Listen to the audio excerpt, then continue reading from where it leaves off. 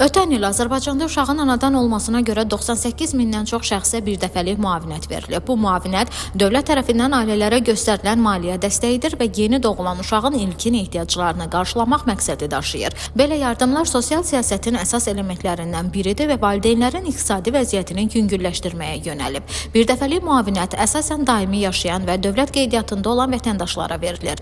Müraciət edən valideynlər sosial sığorta haqlarına və digər dövlət tələblərinə uyğun olduqda bu yardımdan yararlana bilirlər. Müavinətin məbləği uşağın sırasına və ailənin sosial vəziyyətinə görə dəyişir. Məsələn, birinci uşaq üçün müavinət 300 manat civarında, ikinci uşaq üçün 350 manat civarında, üçüncü və sonraki uşaqlar üçün isə 400 və 500 manat arasında dəyişir. Ötən il verilən müavinətlərin sayı göstərir ki, Azərbaycanda doğum səviyyəsi sabitdir və sosial dəstəyə tələbat yüksəkdir. Dövlət büdcəsi hər il bu sosial ödənişlər üçün milyonlarla manat ayırır və bu ailələr üçün əlavə stimula çevrilir. Son illərdə müavinət məbləği inflyasiya və yaşam xərclərinə uyğun artırılıb, prosesi isə sadələşdirilərək onlayn müraciət imkanları yaradılıb. Bundan əlavə, dövlət uşaqların sayına görə əlavə sosial yardımlar da təqdim edir, məsələn, uşaq pulu və ya ailə kartları vasitəsilə.